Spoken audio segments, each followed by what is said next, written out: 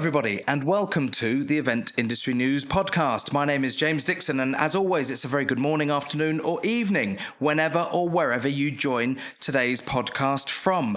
And never more apt is that intro than today. 2025 marks the 15th birthday of Event Industry News, and ground zero for Event Industry News, if people are not aware, is the great city of Sheffield in South Yorkshire, and that's where Event Industry News was very much conceived, born, and spent the first years of its life in little offices right in the heart of the city. And 15 years on, we're back to where it all began. We're back in the city of Sheffield, and today's podcast is being recorded from the HQ of Stream7. Today's episode of the podcast is going to be diving into a little bit more about what Stream7 do. We're going to be joined by one of their team, but yeah, we're in some great offices right in the middle of the city. For more information on what these guys do, visit stream7.co.uk, and thanks again to them and their team for hosting the podcast. So on with today's episode, and I'm delighted to say that sat across the table from me with TVs and actual branding, and in something that feels akin to an actual studio rather than sitting at the upright piano in my living room, which is where I've got used to recording these from, is Mr. Andy Jeffries. Andy is the head of projects at Stream7. Andy, good morning to you. How are you, mate? I'm very well, thanks, James. And yeah, thanks very much for looking after us. Thanks very much for having us here today. No worries. Welcome to Stream7. And it's, in the interest of full transparency, it's pretty local for me as well. I'm only 20 minutes down the road in Barnsley, so it's a nice local gig for me, and genuinely great to sort of get back out into a sort of a live environment for these podcasts. We spoke a little bit about Event Industry News being 15 years old, and about probably 10, maybe 11, 12 years ago now, when we started the podcast, they were always recorded kind of in situ somewhere. We would find, a company like you had a great office space and say, look, can we come and record the podcasts? And like a lot of things in the events industry, it kind of went digital, and it became easier for me to sit at home and record them.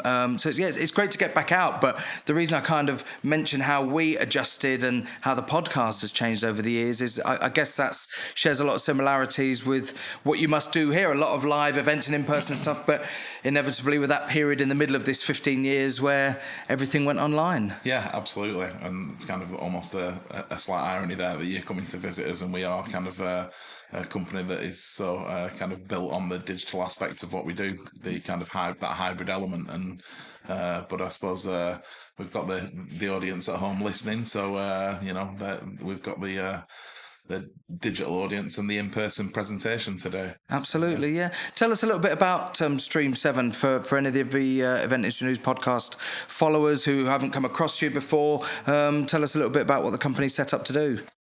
So first and foremost, event broadcasting. That was the initial offering, and still is the core offering from Stream7.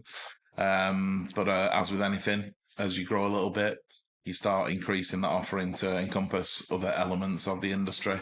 I think it's kind of often referred to as that kind of "can you just" mentality. You start working with a client, and their events get bigger, or could you just put in a screen? Could you just do this? And our team come from all aspects of the live event industry, and their skills span many different kind of areas. So.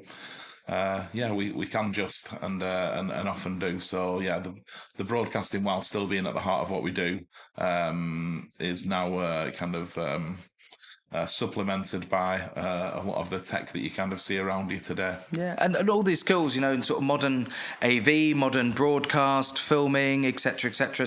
It's all transferable, isn't it? We've got a TV sat here behind us now, which you can put a bit of branding on, but you'll see that at a live event. You'll see those sort of dotted around a stage. They might have presentation or awards content on there, and what you do as a streaming company is exactly, or a lot of the 80% of it probably shares a similarity with an AV company or a production company or whatever it may be. All of this is transferable, isn't it? Absolutely, yes. So we often, for a company of our size, there's many different roles and many different ways in which you fit into an event. So whether that's supplementing a large AV company, kind of, a huge event kind of arena, or big kind of event like that, or whether it's taking ownership of all of the AV at something of a smaller scale, then like you say, the skills are all transferable. The team are absolutely fantastic, and because of the backgrounds and the training that they've had in all the different areas where they come from, it works really nicely for us. Tell us about some of those backgrounds. Let's start with you. But before Stream7, what was your sort of pathway like? So after studying, I actually came to Sheffield over 20 years ago now to study engineering. Right. I'd worked in the event sector all the way through since before I came to Sheffield, as working on festivals and stuff like that. I think that's where a lot of people kind of get the kind of first taste of it, maybe. And then continued through whilst being at university. I came out of university and I was working for a venue in Sheffield. And when I graduated, they offered me a role that was, a promotion, effectively. And I thought, I'll just do this for the meantime, just in the interim, and then I'll probably go back into engineering. And one opportunity came after another, and I found myself really, really enjoying it. And effectively, I think my role was a production manager at one of the live venues in Sheffield. And I loved it. I loved I just loved the setup. I loved it was technically challenging, but also I got to meet people, talk to people, which is, not something that you typically get in, when you stood on a machine in a workshop or when you sat there coding up a CNC machine. So, and I really enjoyed that aspect of it. And then I continued working on the festivals as well, but then my role became more stage management I probably did that for about 10 years after university. But I think with anything in that world, especially in clubs and live music, 3 o'clock finishes, 4 or 5 times a week, sometimes you get to a certain age and you think, I wonder how long I can keep doing this. And it was around about that time when I met one of the directors. We were actually working, so Pete, who's the technical director at Stream7, we were working together on some large productions at arenas. We were local crew, basically, freelancing. Yeah. And we kind of got chatting, and Pete said, looking at, we've just started a business streaming. Sounds really interesting. The more we talked, the more I thought, I'd like to find out a little bit more about this kind of a emerging industry as well. 12, 15 years ago. I came. Darren and Pete had an office actually in this building where we sat right now, just in one of the smaller offices downstairs. And I came and sat with them. Learned a little bit, and I thought, this is pretty cool. And then they asked me if I could come on a few jobs and freelance for them, and it was just one of those natural progression things. Organically. Yeah, it grows organically. Yeah, and I think by the time I think sometimes these kind of things catch you unaware. We didn't realise how much we were doing and how much. I was starting to work with my own clients. I was kind of freelance just a couple of days a week, but then we were like, oh, actually, this is getting some traction. And I think we went to a show in Amsterdam. We went to IBC in Amsterdam, large kind of broadcast convention. And I think it was at that point the boys kind of approached me and said, I think that you might need to consider. Coming on board a bit. And to be honest, never looked back. There was 3 of us at that point, and now there's quite a few more. There's so many stories in the years. Again, sort of referencing the fact, we're celebrating 15 years of event industry news, and in some respects, almost as long as me talking to people in this way. I started off talking to people for event industry news, and then writing up an article to go on the website. And that's how the podcast was born. It was like, hold on, I'm having an hour-long conversation with these people, typing loads of notes, and then sitting down for another couple of hours writing up an article to then go on the website. Why don't we just record that initial conversation and we get so much more content out of it? You're not trying to condense that conversation down. And, one thing I've learned is having all these conversations with people who work in the events industry. Very rarely does somebody have an idea or somebody entering something, and years later it's exactly what they started doing. Everything morphs and changes and grows organically. And one thing that has become commonplace is that people who've got like quite a hands-on production role as a background can often translate to lots and lots of different things in the industry, because those key skills, I suppose, of organisation, of planning, of plotting, what kit do we need, where's it going, logistics, etc., is transferable, isn't it? Whether it's a live event or a streamed production. Yeah, you're absolutely right. It's crazy. The amount of times that even my engineering comes back into this job is, sometimes it does take me again a little bit by surprise, and just think, I'm kind of glad that little nugget's back there somewhere, and like I can't remember the other bit of physics or point loading on a trigger, something like that, and you're just like, want to hang a light on that truss or put a camera absolutely on there. Hold on a second. Yeah, absolutely. Have we done the calcs? Yeah, absolutely. I think that, and especially so now I sit in kind of in the operations side of the business, but we're all firmly of the belief that you can't ask someone what to do if you've not kind of been through similar yourself, kind of thing. I think that was probably a lesson that I learned in engineering as well. Yeah. That if you do kind of want to make it to the top, you've got to have a pretty good grasp of how these things actually happen, how the event comes together, the mechanics of it, the actual physicality of, of using the equipment, building the equipment, wiring it up. We know what their pain points are. If you're coming in as a streaming partner to an event and they might have, other contractors working there, if there's a stage manager and an AV company and a production company doing other elements, if you're empathetic and sympathetic to what they're trying to deal with, it allows you to do your job easier, smoother, work with the other stakeholders in a little bit of an easier way. Yeah, absolutely. And I think the team might disagree with me on this point, but I think it certainly helps me when I'm kind of quoting for a job, putting a job together, to kind of have let's say a basic understanding of. I'm looking around the office at the team, making sure there's no eyes staring you down. They're going to shout nonsense, but having a decent understanding of how the job's going to come together, so that and obviously when I do build the jobs, and once the quote's been finalised, then that's when it goes to the actual technical guys, who then have to add about 100 lines of supplementary equipment to actually make the damn thing work. You've not considered this, you've not considered that. Yeah, I think I kind of deal with the kind of the key aspects of what's required, and then they link it all together and make sure that what I've quoted is actually going to produce an output. Yeah,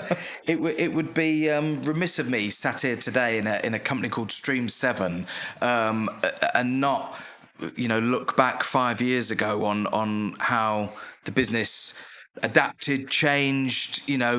I'm going to use the word pivoted. We've not used pivoted on the podcast, I think, in about 3 years. And I used to have a sign. I used to have like a bit of board that said pivot on it that I could hold up, because it was such a buzzword. But that happened, and inevitably for a company doing what you guys do, as bad a time as it was, that was make hay while the sun shines for companies like you, I guess. It was, and it's one of those things that you don't want to be too flowery about it. You don't want to talk about it it was, there's no getting around the fact that it was a bad time for everybody. But like you say, you've got to do what you can do. Mm-hmm. We were very fortunate in the fact that a huge portion of our business was built around the transmission of information online, and that by the very nature of us being on site at your event is a hybrid event. So when everyone got pushed back into virtual, it was quite a small sidestep for us. The only difference was the cameras were staying on the shelves, but it was webcams now. Yeah. So we're bringing people in almost exactly the same. We're using a very similar transmission, technology of transmission. Obviously, there's a ton of different options and variables, and the guys already knew all about those, and we were familiar with your broadcast specific platforms, but also your Teams and your Zoom that it went from chatting to grandma and doing the pub quiz to all of a sudden everyone's trying to host a conference on them. And, I'd never heard of vMix, and overnight exactly, so they read this quickly. This is what we're going to be broadcasting on tomorrow. So we're almost entirely TriCaster based, but the guys are familiar with vMix as well. But the TriCasters were there, the kit was all there. So we quickly pivoted to virtual only, and we're fortunate. Sorry, go on. No, I was just going to ask. But one thing that, again, just from conversations that I've had with other streaming companies, is that the ones that I've spoken to in the past have said that one thing that it helped them with going forward in the events industry is overnight they had to suddenly work with a lot of these like event tech platforms, like these platform providers that provide apps and event platforms for live events, but a lot of event customers were wanting to stick with their kind of platform provider and stream into that platform provider. And I just wanted to find out if it was the same for you guys. Did you suddenly have to work with a lot of new companies that you hadn't worked with before, and actually in the long term, did that benefit you because you now got this working knowledge of them? Yeah, absolutely. And it was quite interesting actually, because I think quite a lot of those companies were still finding their feet around that time. Absolutely, there was certainly a lot of mutual learning and benefit. I can remember working with some of these platforms who, some of the names we all know now are absolutely massive, but we were dealing directly with their CEOs, their founders, because they were much smaller at the time, now I don't think you'd get a meet. They've got however many thousand employees, you'd never get a meeting in with some of these folks. But it was definitely early days, and I think it was quite interesting actually with regards to the platforms, because we were very fortunate to have on our books at the time a couple of the larger event organisers, the kind of event agencies.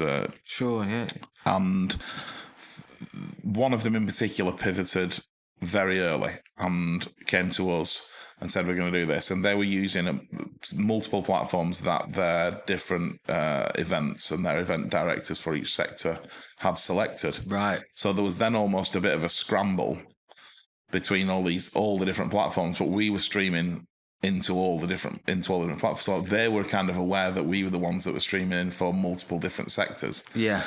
So they were, that was a really good learning curve for us, but also it meant that a lot of the platforms were coming to us as a trusted streaming provider. So they were saying, they know that you know the setup, the tech setup, what works, what doesn't work, how to deliver into their platform. And if it's good enough for them, then it'll be good enough for one of our customers, type of thing. That was their mentality. Excellent. And that was great. And we got to know a lot of the platforms inside out, the strengths, the weaknesses, and, the flexibilities of them, and how much we could do, how much, In terms of a sort of a collaborative process, if you can call it that, was your experience and knowledge of what you guys do here at Stream7, were you able to then actually advise or offer any input to some of those platforms as to how they could tweak and adapt? Because again, one thing that I've realised is that a lot of these platforms kind of in the early days went down the route of saying, no, we know best and we want to do it like this. Another platform would say, well, we think we know best and we want to do it like that.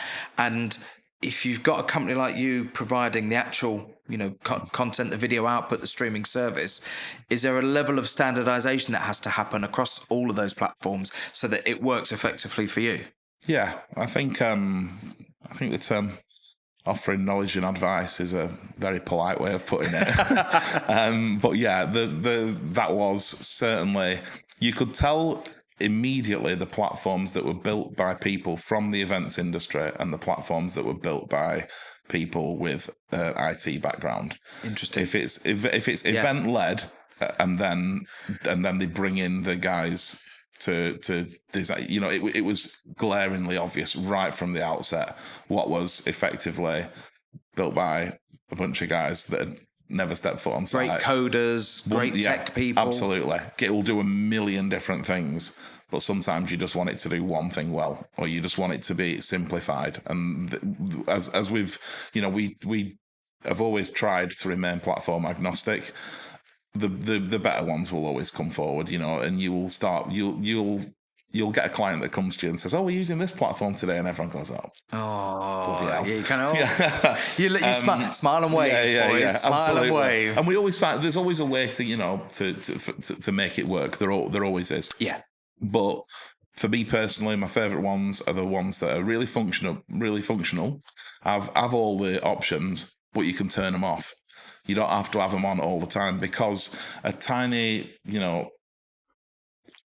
webinar for lunch for a single room don't need, a taskbar with a million different things on it, and breakout rooms and all, and bios. Just and because you can else doesn't mean you should. Exactly. And don't get me wrong, for the majority of what we're doing, they are used to the full potential. Yeah. But when you don't need it, it just, I almost feel vindicated in some respects, because I've sat on this podcast many times before, and I'm fortunate enough to not only have the opportunity to host this podcast over the years and do, jobs for Event Industry News, but be on the production team for Event Tech Live from day one. And on this podcast, I've said before, you can tell the tech platforms that have been built by people with a working understanding of the events industry. I've said almost word for word what you've just said, and it's so sort of refreshing, not refreshing, but like I said, a level of vindication in some respects,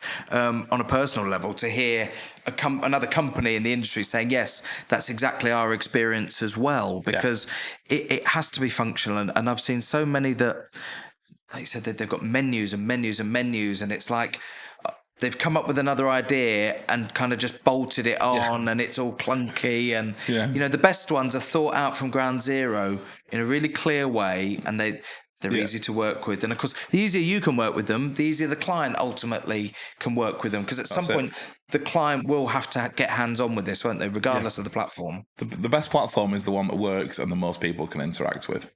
And there's lots of different barriers for interaction with platforms, whether that be people's connection or people's capability. There's a lot. If I'm doing an event for Living with Dementia, then the last thing I need is a million different,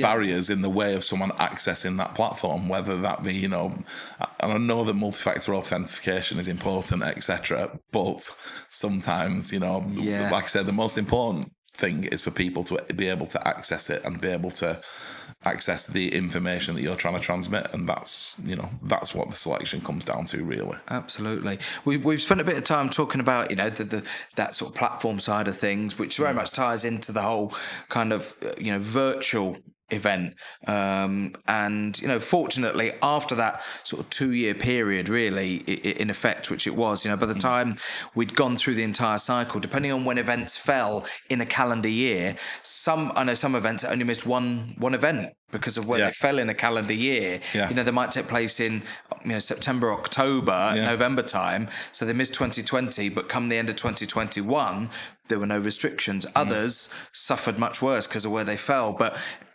sort of beyond that 2-year cycle, when things came back to normal, quote unquote, was it nice to then start getting back into events that didn't require these platforms, where it's literally a case of putting a load of stuff in the back of a van and setting up an event and actually rigging some things? It definitely was. I know the team were absolutely chomping at the bit to get boots back on the ground and actually, get into some venues and stuff. I think in around about this time, or just before, in fact, my partner had our first child. So I was quite happy with the virtual life for a few years, you know. That was great. But yeah, getting back on that was always what everyone wanted to do, really, you know, all jokes aside. And there's very little point in having half of the tech sat on the shelves if we were going to go to being a virtual only business. But yeah, it was great, and we managed to, you know, during that period, as I've said, we are all from different areas of the live events industry. We've all got friends across the industries, whether they be touring technicians, sound engineers, video engineers, whose, you know, touring life ended very abruptly. Of course it did. Period. Yeah, absolutely. Yeah. And everyone was scrambling to try and find work, whether that be, you know, whatever, you know, just all sorts. I had, you know, friends who were touring arenas that were then delivering, you know, Meals on Wheels and stuff, or, you know, all sorts of stuff. So we managed to employ quite a few friends and colleagues from all of our previous lives in live entertainment, and quite a few of them are still with us to this day, actually. And that was a really great thing. Yeah, absolutely. And I think, you know, a lot of people that listen to this will be able to relate to what you've just said. You know, we all had friends, people that we know who, because of their specific role in the events industry, meant that in some of us, you know, I would consider myself to be fortunate in that, you know, I'm a freelancer, but my work for Event Industry News and Event Tech Live, they brought their events into virtual spaces. That still required a lot of pre-production, a lot of planning, a lot of, you know, work to prep. You know, we did a 5-day virtual event, the first Event Tech Live online. But a really good friend of mine, going back to when I moved to Yorkshire, is a musician. You know, he's a guitar player, and he plays. I'm going to give him a shout out because I've never done it before. Near Andy Park, he plays guitar at the moment. He's in Australia as I record this with 10cc. Nice. As rhythm guitar, percussion, and backing vocals. Awesome. And he does other jobs, you know, session work and everything. And literally overnight, gone. Yeah. And when I spoke to him during the panic, he was out there delivering for Amazon. You know, a wife and 2 kids, so he had to go out there and make some money. It sounds sort of like I'm taking the conversation on a bit of a downward turn, but the reason I'm saying this is because I felt, and I want to get your take on this, that when we actually did come back, and we're 2025 now, so we're sort of 3.5 years properly back into it, there was a euphoria, but also there seemed to be a reinvigoration of actual live events. Yeah. The ones that I've worked on since the pandemic have come back with fresh ideas. Yeah. They're always looking to maybe innovate and look at how they can do things a bit differently. The ones that I've worked on since the pandemic have been so much better and livelier than the ones pre-pandemic. And it's almost like we got a bit complacent and we needed something to hit the reset button for us all. Yeah. And I think with the benefit of hindsight now, you know, you can see... No one's saying it was a good thing, but you can see the positives, like you said, that have come out of it. And I think it has given people, it's reinvigorated the industry to a certain extent. It's given people a bit more enthusiasm for events. And it's also given it a bit of a shake-up with this kind of hybrid aspect of the events coming. People are finding markets and finding viewers that they never knew they had before. There's some, you know, really interesting studies that came out of that period about the different demographics that have accessed events. Yeah. So a lot of the stuff, and I'm sure that this will be something that will be discussed in a podcast later on, is the amount of kind of stay-at-home mums, you know, that could access events because there was that virtual aspect to it. Yeah. That typically would never, you know, they're not going to go away for a weekend when they've got kind of responsibilities. Absolutely. That flexibility that it brought to people's lives. That was still be able to engage. That was a massive demographic that we saw a huge increase in, and then that continued after the pandemic. To jump back to your previous question, you know, saying, you know, when I was saying about how keen the team were to get back on the thing, and I think because of you know what I was mentioning, because we brought a lot of our friends and colleagues from the live event sector, that really reinvigorated Stream7 as well. So when we got back on the road, we were kind of a new team with, we were a bigger team, we were stronger, we had new skill sets involved as well, and that was really great. It was, once everything opened back up, going back on the live events, felt like we kind of had a new face and a new kind of a new enthusiasm also that had been bolstered by the bond that I think had, because it was a tough time, wasn't it? Camaraderie. There was a sense of camaraderie, wasn't there? Yeah. So we got a really, really tight bond with the team, and we've been growing that since. And I think that's not the reason I mention this is because I don't think that's unique amongst the industry. And I think that when the events came back, I think you did see the teams really knit together, and people wanted to be with each other on the events and stuff. It was really refreshing and I think that's what put a lot of the life back into the events, because people were so ready for it. What's been your experience from a client perspective in how? What's the right phrase here? Is how accommodating or how interested they are in ideas that you're bringing to the table? Because again, from my own experience, sometimes this kind of pivot and forcing down a certain route that event organisers had to take because they had no choice to. If you don't do this, you won't have an event in 2 years. It's that simple. And so a lot of them that were hesitant to adopt even simple things like basic live streaming at their live events. Oh, no, we don't want people tuning on online because that will stop people coming to the physical event. Yeah, and suddenly they were more open to change and ideas. Yeah. And I'm just wondering whether since then, do you find that when you bring ideas to the table for a client that they're now adopting a bit more of we'll have a look at this. Yeah. I wonder if it shaped people's I think it absolutely has, especially at that time in virtual. The amount of event organisers, and they were having to pivot they had their entire career had been predominantly based around boots on the ground. Let's get bums on seats. Let's that's how my success is measured. Yeah. Now, all of a sudden, they're not having to think about physical branding, stage building, fire escapes, all the rest of the, important things that are involved in a physical event.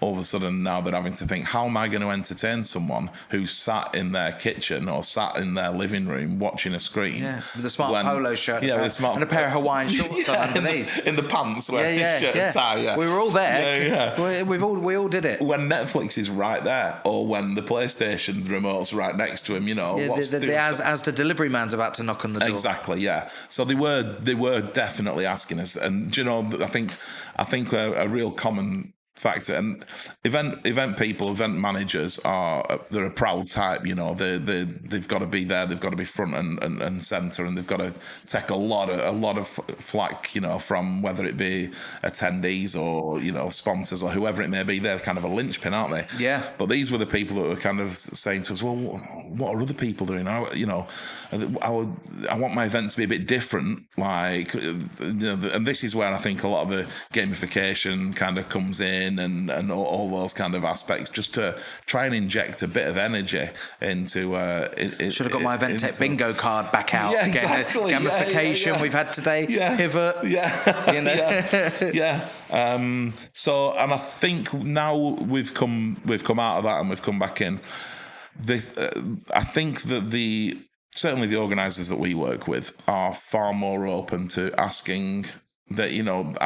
I think previously there may have been, you may charge headlong, and it was very much my way and this is how we're doing it. Yeah, but now there's so many more moving parts. I think the good event organisers and that we work with are the ones that do say, kind of, in your experience, so do you think this is there a different way to do this? I think opening that discussion up to ultimately using the specialist knowledge that you've got at your disposal, whether that be regarding streaming or any other aspect of the live event. It's all important. I think there was a change in trust, amongst, it sound deep and meaningful, humanity, because, whereas big, events, or not even big events, but event clients would say, like you said, my way or the highway. This is how we do it. We shall not change. Yeah. We will die on this hill. Yeah. But this is how we do it.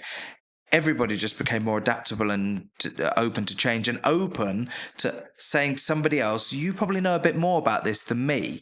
Could you help us? Yeah. You know, and that was a big takeaway.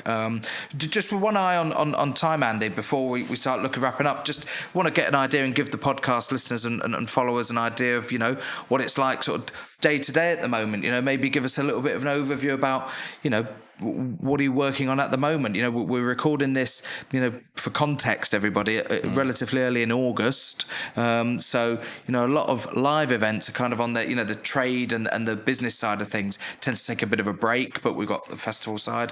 What does summertime look like for Stream7? Yeah, so you touched on quite a few of the things there. So a couple of festival stuff bits that are coming up.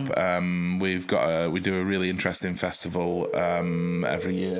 We're in the office, everybody. So don't panic. As I said, we're in a working office at the moment. So there's important phone calls coming in. People listening to this going, oh, get them on the phone immediately. Questions coming in. Caller on line 1.